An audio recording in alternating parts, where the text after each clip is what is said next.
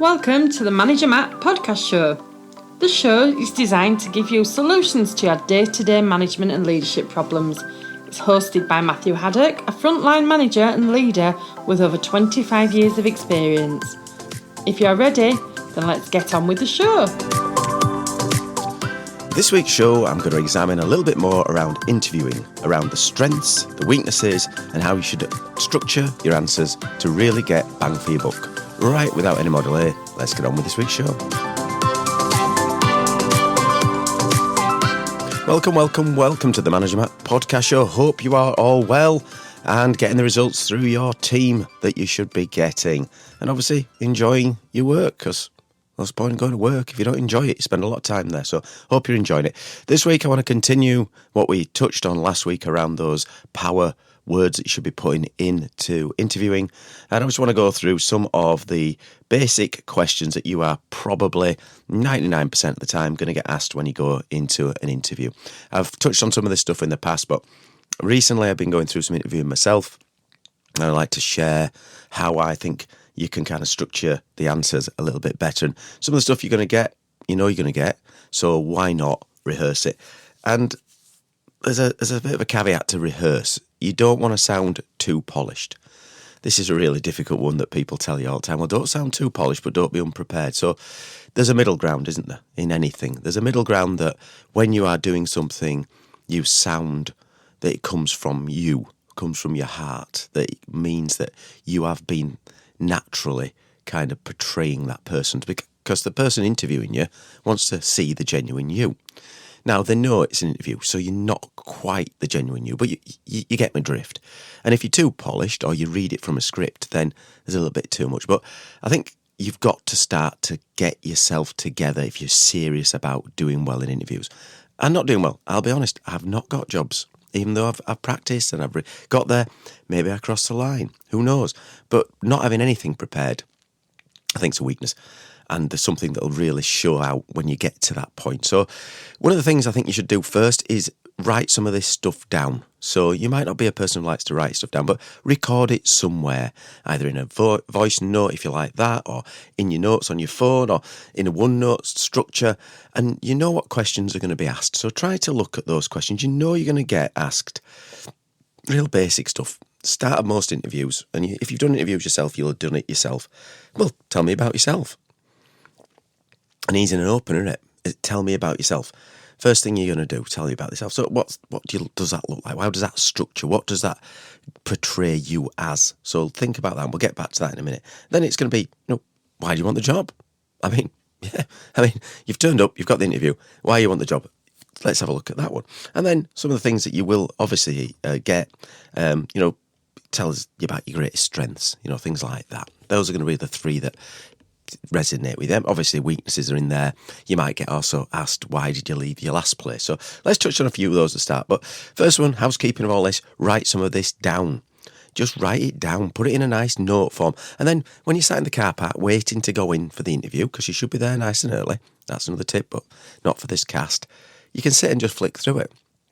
On the way there, turn the radio off of the car if you're driving, or put your headphones in and put some music on that you don't really want to listen to, it's just background, and run through, what if I get asked this question, what shall I say?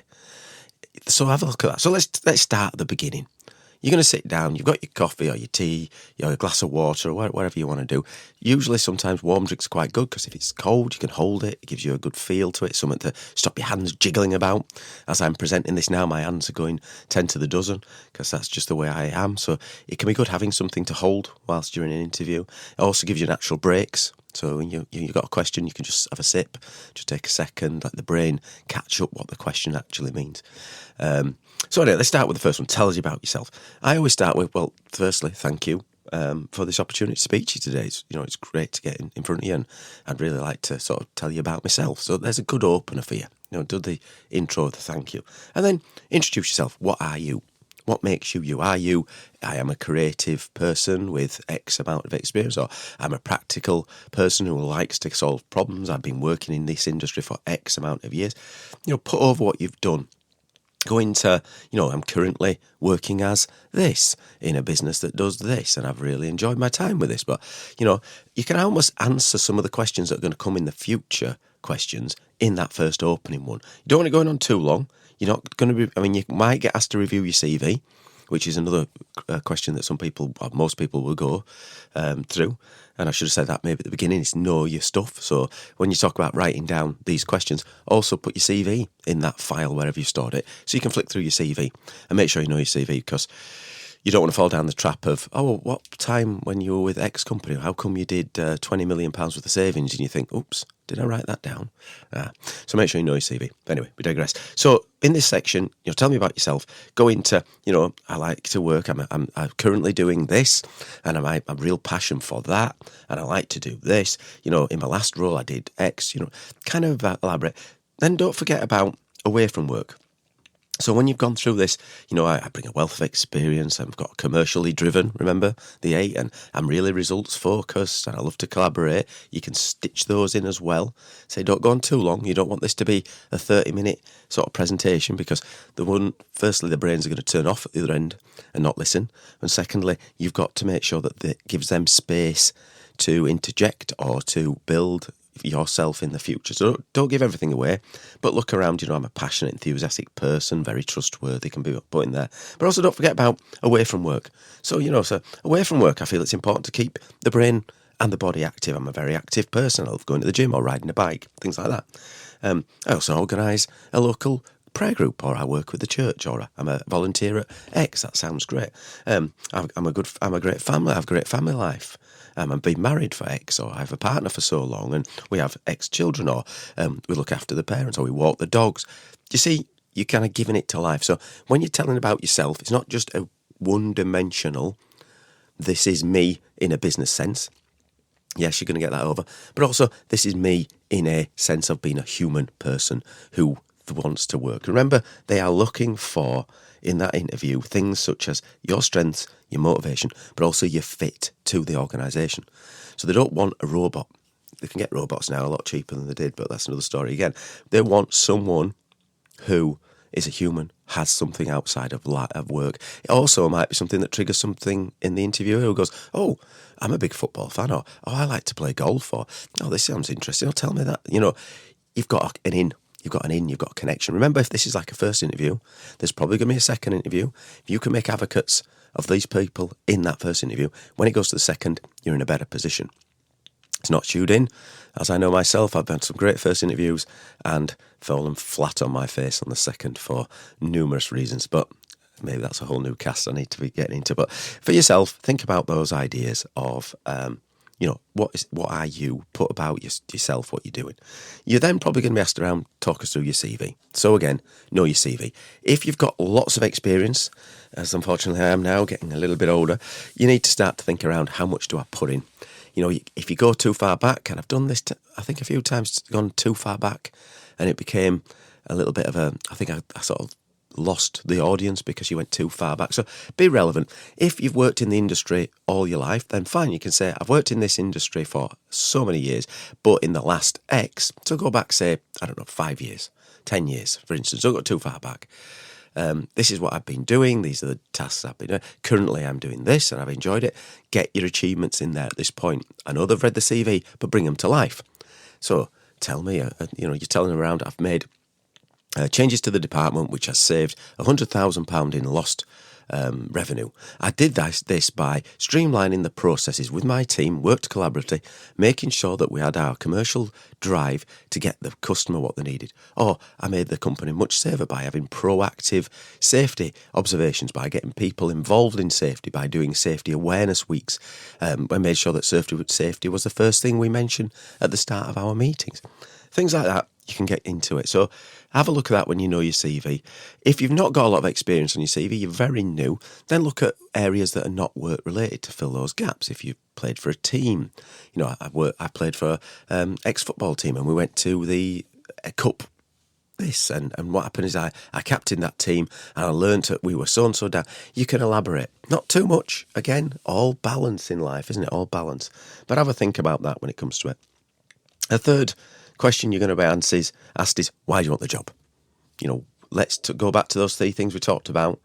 Strengths, motivation for the job. So you're going to tell them your strengths, you're going to tell them your motivation for having that job, you're going to talk about how you fit into the job, as in the company. So why do you want the job? You can start with 3 things. 3 is a great number in human society, isn't it? We all like the 3. So look at making 3. So, I feel that your business is growing, for instance. It's got great innovation and products. Forward thinking. I'd love that challenging environment. I think that'd really work for me. Secondly, I like to perform at a high pace in any customer-focused environment. So I really would like to work with you. I think I'd really add value to you because my past jobs fit really into what you do. And thirdly, in my career, I've grown through knowing the businesses I've worked in. I've got a great lot of self-motivation. I think that in here, I could do a good job for you now, but also in the future, I could grow into a more senior role within your business. So 3 answers like that. Different for you. Make sure you adjust them to what you think is going to work. But look at those 3 things. Why do you want that job? Don't say the pay packet, obviously. I mean, I think that goes without saying. Don't say, well, the job's really, really near. So it means I can get out of bed at, say, it's like 5 to 9 and just roll in about 1:15. I love the money. Wow, you pay massive amounts of money. And this thing about working from home, I think that's brilliant because, I'm not really keen on coming into the office. I don't really like people. Those are 3 ways you can really cock it up straight away. Or asking, well, how many holidays do I get? And what's your sick policy? A few things to steer away there when they say, why do you want the job? And the last one for this one, well, let's go into the strengths. So the strengths is a real one where you can push it. I did interview somebody once and I said, it tells you about your strengths. And they went, oh, that's a difficult question. It's like, no, it's not. It's not a difficult question. It's something you should really know. Comes back to my first point. Know, practice, get an understanding. So what are your strengths? Remember at the first show, if you haven't listened to the show before, go back. There's those ideas of looking at keywords you can put into an interview. Commercially driven, results orientated, enthusiastic, problem solver, collaborator, all those kind of ones you want to put in. So when you're talking around things like, your strengths, good one to start with. I'm a strong communicator. I've got great business acumen. I've got a lovely positive attitude. I'll tell you a time when I did. I've got a willingness to take on big challenges. These are things that strengths you want to come through. I think my greatest strength is my ability to communicate across different departments, different ones. My last business, I worked in a very siloed environment. So what I did was to break those silos, I did X, Y, and Z. I'm a great problem solver. If it's a problem-solving sort of job or you're going into a project management, I'm a great project manager. I solve problems. I use that because I'm very, result-orientated, but I'm very, very self-disciplined, and I do. You see how you can build on your strengths. So the strengths should be there. So get yourself 3, 4 good strengths that you've talked about. You've already stitched them into telling about yourself. You've already built it when you've talked about your CV. But when you're in that certain question, have a look at that kind of thing. I've done a number of roles, lots of large experience. So I think my strength is that I can work across departments really well. I started as X and now I'm here. I really appreciate how I've grown through a business and I think I could do the same here. So look at strengths.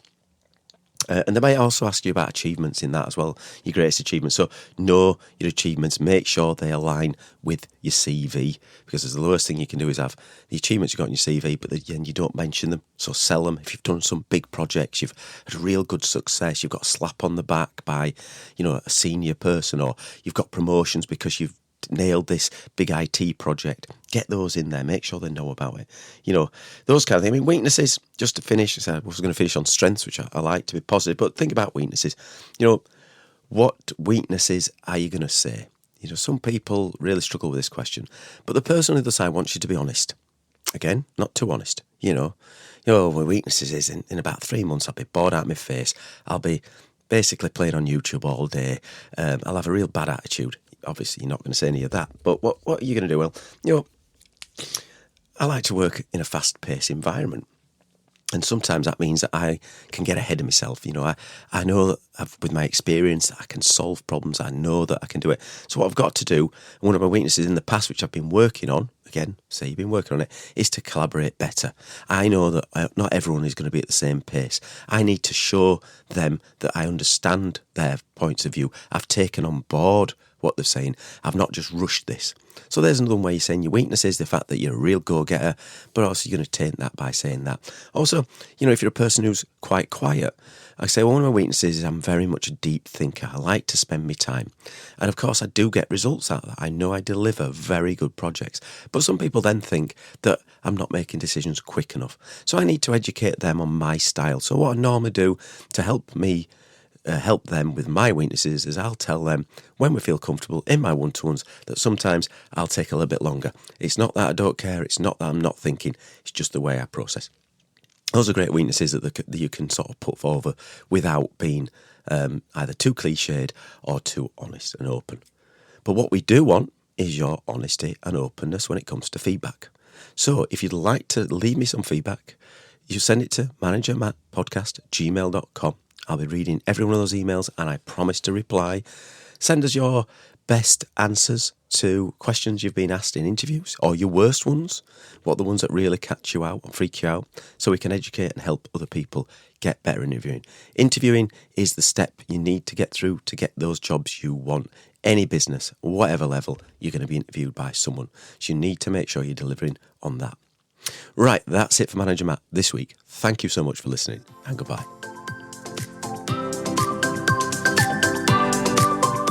Thank you so much for listening to this Manager Matt podcast. We hope you found it interesting, helpful and actionable. One last thing, please leave a quick review on iTunes or with your podcast provider, as it helps to spread the word of Manager Matt. If you haven't already done so, please subscribe to the podcast, and if you did like anything in particular, send an email to managermattpodcast@gmail.com or visit managermatt.co.uk for more content. Feedback is a gift, so let's keep giving. See you next week.